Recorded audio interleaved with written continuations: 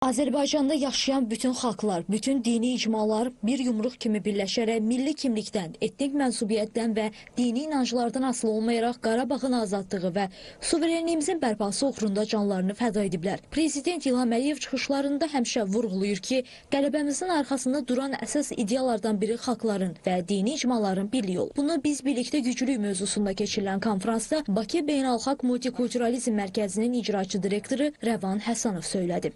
Tolerantlıq dəyərləri, birgə yaşayış dəyərləri Azərbaycanda tarixən mövcud olubdur. Bugün də mövcuddur, sabah da mövcud olacaqdır.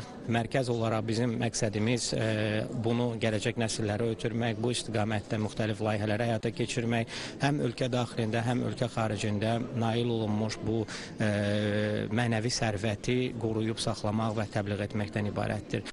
Diqqəti çatdırıldı ki, bu konfransda bütün xalqlar və icmalar təmsil olunub və bir daha göstərilir ki, milli birliyimiz və həmrəyliyimiz bizim ən böyük güc mənbəyimizdir. Vətən müharibəsindəki qələbəmiz yalnız torpaqların azad olması deyil, həm də ideya ətrafına birləşərək bir liderin arxasında möhkəm dayanmağın praktik nümunəsi oldu. 8 noyabr isə Azərbaycanın tarixində qızıl səhifə hesab olunur. Cənab Prezident və birinci xanım tərəfindən Şuşa, Qarabağ müqəddəs adlandırılırdısa, əminik ki, bizim çəkəkəmizə, həyəcanımıza baxmayaraq bu yol dayanmayacaq, sonacan gedəcək və nəticədə də Şuşa, bizim mədəniyyət paytaxtımız işğaldan azad olundu və Şuşada bu illərdə keçirilən bütün tədbirlər, Şuşanın qaynar bir məkana çevrilməsi, Şuşaya sevgi, bunlar həm də Cənab Prezidentin Şuşaya məhəbbətinin bir göstəricisi idi. Azərbaycanın multikultural dəyərləri əsrlər boyu bu torpaqda yaşayan müxtəlif xalqların, dillərin və mədəniyyətlərin birgə yaşayışının təməlini formalaşdırıb. Tarix boyu Azərbaycan tolerantlıq, qarşılıqlı hörmət və birlik nümunəsi kimi tanınıb. Bu dəyərlər təkcə gündəlik həyatın deyil, həm də dövlət siyasətinin ayrılmaz hissəsinə çevrilib. Zəfər tarixi haqqında 5 il yox, 105 ildə əsrlər boyu keçəcək. Biz bu tarixi qürurla, fəxarətlə yada salacağıq və bu tarixi qeyd eləyəcəyik.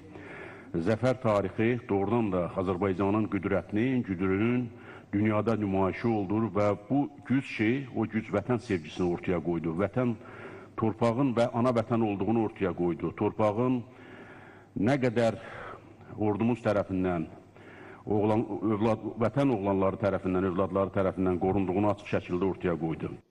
Azərbaycan Respublikasında yaşayan azsaylı xalqlar həm mədəni, həm də ictimai həyatda fəal iştirak edir. Azərbaycan xalqı ilə eyni dəyərləri bölüşürlər. 44 günlük vətən müharibəsində isə bunun əyani şəkildə gördük. Ölkəmizdə yaşayan müxtəlif xalqların hər biri öz etnik mənsubiyyətindən asılı olmayaraq biz Azərbaycanlıyıq şüarı altında birləşdilər. Bu bir daha göstərdi ki, Azərbaycanın gücü onun birliyində, müxtəlifliyin harmoniyasında gizlənir.